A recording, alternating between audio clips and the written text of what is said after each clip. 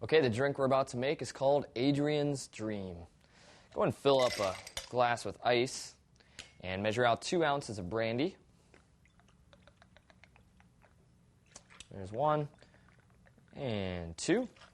Follow that up with a ½ ounce of peppermint schnapps and a ½ ounce of white creme de cocoa. And next we will add sour mix, just about 1 ounce of sour mix. And just top it off with some club soda, which we have right here. All right. Let's pour it back and forth a couple of times just to mix it up. And get your glass. Pour it in.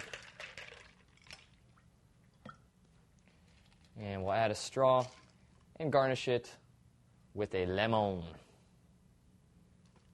There you go. Bottoms up.